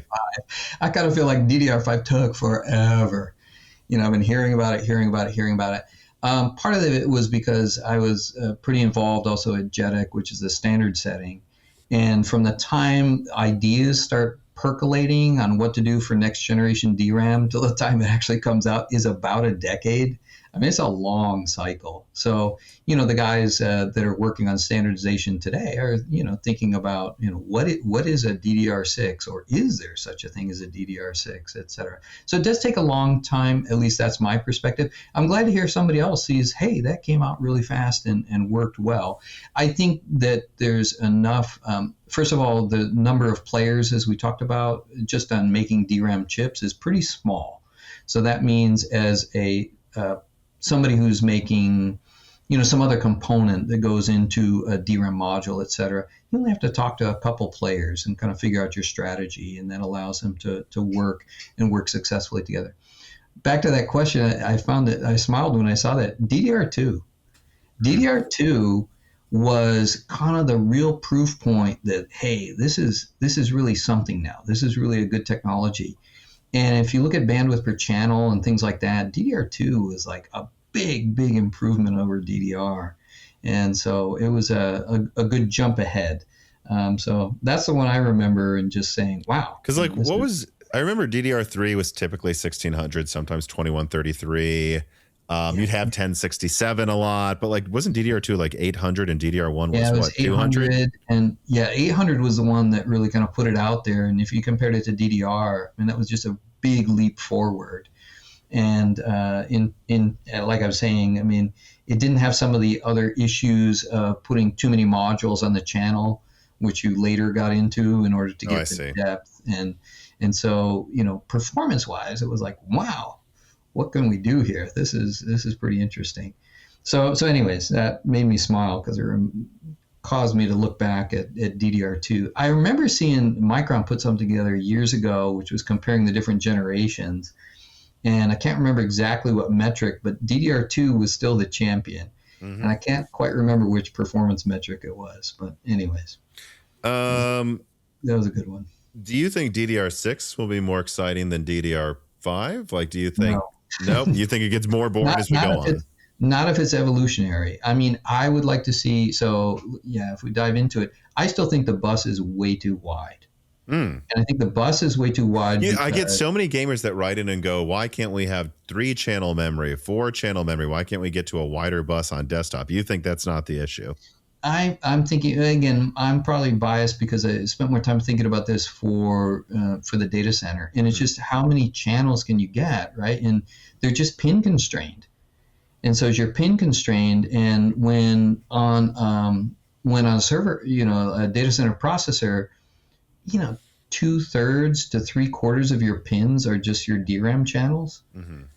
And then we're straining on number of channels. And you look at the routing is a disaster on the PCB, the number of layers. So I would like to see go to very high performance serial links or something like that. Again, I'm thinking about it more from data center processors and getting very high performance narrow links and then just putting tons of them out there. Mm-hmm. That's what I would like to see. That's revolutionary, right? That's not an evolutionary DDR approach. So again, we talked about it at the very beginning. HBM is a brute force approach, just punching holes through the wall and put as many holes, as many data channels as you could. I'd rather go to optical, right? I mean, where you just have some kind of link that's a very high performance link between the memory and the processor. And then, why does a processor, so limited in terms of 6 channels, 8 channels? Mm-hmm. I mean, why don't we have 64 channels? Why don't we have 256, memory channels? That would be awesome, because then we could do a lot of math. And so that's the way I'd like to see it go. But, that takes some innovation and leadership in figuring out how to do that. Yeah. You almost wonder if where that's going to happen is just attaching the RAM onto the SoC, because it doesn't need to use all the old interfaces that are compatible. But I mean, and AMD's already experimenting with that. All of them are, actually, but it's all bespoke. Even just decades ago. I mean, IBM came out with a paper, and it was like doing wafer on wafer, and it was optical interconnect between the logic and the memory itself, all produced, wafer stacking is the way to think about it. Pretty wild stuff. Min G3825 writes in and says, "Hi, Tom and Dave. Will we ever see ECC become mainstream for consumer platforms? IRC, even the DDR5 already out there has ECC built in, but it only works by itself and won't report the error to the OS or users, unlike the one on server platforms. What's stopping AMD or Intel or the RAM manufacturers from implementing actual ECC on all products, especially the ones that already have some kind of ECC in the DDR5 already? What pros and cons will it bring other than data integrities if the server-grade ECC is brought to mainstream platforms? Cheers." I'm kind of stumped on this one. I read that question, and I was like, I don't think I have a good answer, because clearly you can do it. As the person points out, there's cases out there already that implement it and implement it successfully. I can't imagine that it adds much cost to the system. Mm-hmm. So I'm stumped on this one. I don't have a good answer. Oh, yeah. I mean, it seems like they're almost there already, right? But I don't know. Yeah, you've got all the pieces, and it's not a performance, it's not a latency thing, because you can do it in a more high performance system. So, and like I said, cost, I can't see. So I kind of thought about it from these angles. Is it performance? Is it cost? What is it? And I don't have a good answer on that one. Sorry, stumped me. Dylan M writes in, with the death of Optane, could you see a future for persistent memory? No. Because we talked about that a lot, I believe, the last time you were on, we right did, after they killed it hurts me. It hurts me because I invested a fair amount of my own time into it. I think the big takeaway, two, and I did a deconstruct on this at FMS 2 years ago, was when it came down to it, the customers just wanted cheap memory bits. Mm-hmm. And the persistence, they not only didn't value it, they didn't want it. It caused problems for them. And I use this simple example, and I think even on your show, I use this example of, if it's some tech in very, Amazon AWS, somebody takes an Optane DIMM out of a server box and sets it on the desk, that has customer data on it. Mm-hmm. That's a liability. Oh, I see. DRAM, I unplug it, it's gone, right? I don't have to worry about it. Now, that's just one very simple example, but at the end of the day, customers not only didn't value persistence, they didn't want it. Yeah, they wanted the cheap capacity, but that never really happened, right? They just wanted cheap memory. Right. Now, there's this whole argument, and we talked about it at the very beginning, about CXL, where you abstract away the memory type. That was a later play from Intel. It was like, well, what if I hide this all behind an abstraction layer? I still think that has merit. We'll see where that goes with data center construction and architecture and design as we go along. But the basic memory being persistent is a problem. Second thing is, why did Intel do this? Well, Intel, if you remember at the time, had like 99% of server processor sales. They couldn't grow any faster than the market, so they looked around and said, what can I grab? oh, I'm going to put this special memory in with my server processor. And if you want to do business with me, you've got to buy this as well. So it was their way of grabbing a share of the memory business to help them grow overall. Now, what happened is AMD snuck up behind them and just put out a great product and series of products that competed them head to head in the server processor business. So if Intel itself couldn't manage it of kind of bundling these two together and make a go of it, then nobody else is going to throw billions of dollars at this. Yeah. Well, all right. The future of NAND is NAND. The future of DRAM is DRAM. And I stole that probably 20 years ago from a presentation, and I still repeat it every so often in a presentation. Yeah, I don't want to dwell on it too much longer, but I just remember when I heard my perspective was, I remember when they announced Optane and they're like, it's going to be 1,000 times faster than an SSD and only half the speed of RAM. And it ended up being not even a quarter the speed of RAM and not 1,000 times faster than an SSD. I know the latency was very low, and it just never felt like it quite got to where they promised it would be either. And so what you're saying about persistency, eventually that's, I'm sure, what Intel tried to market it as well. It's about the persistency because they weren't getting to the cost effectiveness that they wanted to get to, which is what people wanted. They wanted cheap RAM. They didn't actually care about any of the other stuff. We're seeing that playbook again. We're seeing that playbook again from SanDisk saying, oh, you want HBM, but HBM is really expensive? Well, we'll just plug flash in there and give you cheap bits. I don't know. We'll see. We'll see. It's a little bit different, but I think they're going to run into similar problems. All right. I think this will be the last one, and it always comes up because you were the VP of Embedded Memory at Global Foundries, and so undoubtedly someone has to ask something about that. But do you think that Global Foundries stopping at 7 nanometer in EUV development was the right move long term? Yes. All right. You still do? Yes, I do. I saw an interview from Tom Caulfield, who is now stepped up into the chairman role, but was the CEO that stepped in after Sanjay Jha, and he's the one that ultimately killed the 7 nanometer. Tom Caulfield did. He said his first board meeting, it was, I can't remember the third one, but he said, Tom, there's some really important things you got to do. You got to get into the 7 nanometer business, and you got to get your fab up and running in China. And everybody laughs in the audience because Global Foundries has done neither of these things and strategically went away from it. Global Foundries under Sanjay Jha was trying to compete with TSMC head-to-head. Mm-hmm. And they didn't have the resources, they didn't have the money, they didn't have the people, they didn't have the technical capability to do it. Global Foundries is very effective at competing with UMC. And so once they kind of figured out that this is where we're good, and then putting specialty technologies into older process nodes, it's the right decision. It's the only way they could keep up. 7 nanometers, they were late.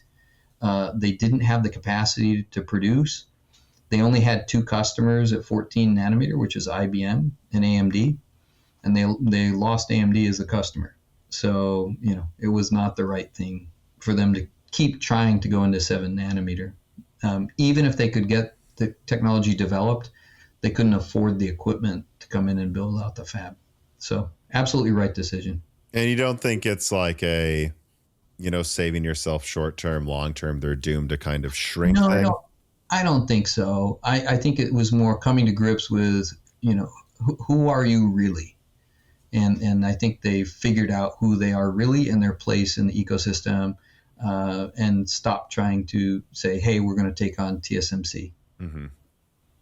All right. Well, that's everything I wanted to discuss with you. I mean, I think I just try to close this episode one more time, like summarizing. I think the main thing most people who click on this are curious about, and it's that, and you correct me or add on if anything you think I get wrong or that you want to say as well. But, the DRAM companies are expanding as quickly as they can right now. They are actually scrambling as much as they can. They actually do want more capacity. It's not that they are hesitating to build more because they'll make more by raising prices. They're raising prices because they're out of capacity and they're trying to make as much as they can.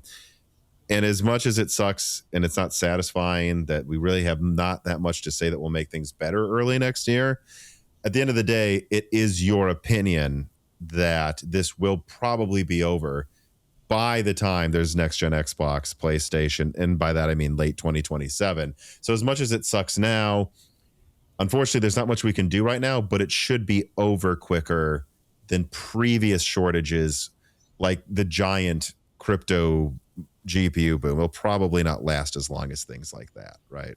Yeah, I think you summarized it well. I think it balances out. Okay. And otherwise, I mean, I want to thank you so much, Dave, for coming on again. Is there anything you want to plug? Anything you want to tell people where they can find you, or anything you like, you know? No, not in particular. Not doing any plugs. It's always a pleasure. Getting my mind into thinking about some of these topics is always fun for me. So really appreciate it. As you know, you reached out and they said, I'm not really watching that part of the market these days. But as always, I guess I just have opinions and I'm okay to express them. But appreciate the opportunity. So thank you so much. Absolutely. And thank you again. And then, of course, everybody, as usual, like, share, subscribe on YouTube, comment down below. I guess there's now something called hype points on mobile. Give us hype points, whatever that is. Ring the bell button and subscribe to Broken Silicon on your podcast app of choice and give us a review there as well so people find us outside of YouTube. And otherwise, thanks for watching. Thanks for listening, everybody, and have a good rest of your week.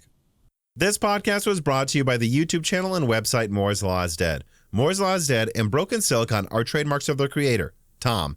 That guy is me, and I am indeed the creator, editor, writer, and showrunner of Moore's Law is Dead podcasts, videos, articles, and other media. However, it's not just me. Moore's Law is Dead is a team, with Broken Silicon co-hosted by my brother Dan, audio editing by Gerard Cortez, renders being done by the industrial designer Jean-Philippe Clermont, and special assistance is also provided by Carbon Cry and Carrie No Sugata as well. Find all of our information at www.mooreslawsdead.com on the About/Support page. In the event you do want to hire me for consulting work, hire Gerard for audio work, hire Jean-Philippe for industrial design work, or you're interested in working with Carbon Cry or Carrie No Sugata as well. You can also find our long-term sponsors on that page if you want to show them some love for putting food on our tables. Or you can also mail us some love. You can send letters or hardware donations to the following address: Moore's Law is Dead, P.O. Box 60632 in Nashville, Tennessee, zip code 37206. Although, to be honest, the best way to show Moore's Law is Dead some love is to support us on Patreon. Patrons are what makes Moore's Law is Dead content truly possible. Every month, and really every day, depending on who you're talking about, me, Gerard, Dan, and Jean-Philippe are working tirelessly to provide a steady stream of content that we could not keep doing unless we knew the work was possible without being reliant on sponsors dictating every little thing we put out. Don't get us wrong. We love our sponsors, but we love directly working for you, our fans, much more. If you have any extra money, even a couple free dollars a month, consider supporting us directly on Patreon. Those couple of monthly dollars will get you access to the exclusive podcast Die Shrink, voting on subjects of future podcast episodes, the ability to ask guests questions, and of course, access to the Moore's Law is Dead Discord full of like-minded people who I am sure would love to meet you. I am one of them. Additionally, higher tiers get access to early, ad-free episodes of Broken Silicon, the ability to ask questions in all Broken Silicon episodes and Loose Ends live streams ahead of the recording, and the entire back catalog of Moore's Law is Dead podcasts, in addition to having thanks in the credits of videos and podcasts depending on the tier, with other perks available as well. And hey, if you cannot afford to support us directly every month, please do share Moore's Law is Dead videos and podcasts with friends and family, and on social media and websites like Reddit, and give Broken Silicon a 5-star review on Apple Podcasts or your preferred podcast app of choice. All of this does really help us so much. But like I said, this podcast would not be possible without the patrons directly providing predictable and reliable support every month. And so now it is time to give a personal thanks to the greatest of the fans. The following supporters are are at the 10 gigahertz or higher supported levels. Brad Medlin, Drita Full, Z Gist, Daniel D, Nicholas Buckner, Aaron Close, Toka, Jan Rauner, MJB1, Daniel Hyde, GZ Ziggy, SNES Chalmers, Jerem Ferrier, Valkamalev, Jensen Wang, Compressed iBlock, Sarcastro, Chris Rich, Evan Dingle, Hal Buma, Shredbird, Sammy Malas, Chrysanthenos, Curry King 3, The Boss Haas, Tommy, Jonathan, Jake Dude 23, Jake Martin, Zlicky, Gamers Unite, Meat and Pork, Ian Clifford, Tim Robb, Amiable Chief, Travis Gooding, I Should, Winwing, Zoot Suit Taylor, Mads, Patty Cakes, Craig, Michael McGee, Stephen Coates, Mark Mitchell, James Anderson, Mark Raidmaker, Salty Internet Pirate, Henry Zhang, Wesley Sager, Cameron, Michelle Pell, Hexapuma, Teak Autumn, Reginald Ari, Windstar, Little Germany, James I. Raider, Bart, Let's Go to the Lake, Milton, Brett Jones, Chuck Glidden, Stephen Dick, Mac Daffy, Justin Bustle, Austin Haggerty, Joe Foot, Brian Scanlon, Hardland, Brian Wright, Slushpod, Jansen Angima, John Swin, The Forbidden Juice, RB Racer, Matthew Cassells, Alex Vega, Solarized 80, Albergun, Keekum, Sprutnik, Brian P., Hudat 42, Cornster 671, Penta Winta, Omega Doge, Dan M. 1988, Hugo, Ander Kiwi, Mr. Tiger, John Wick Boomstick, Penguins Love AI, Porcelain Oats, Nick Sue's Mania, Smash Axley, Kareem Al Masri, Al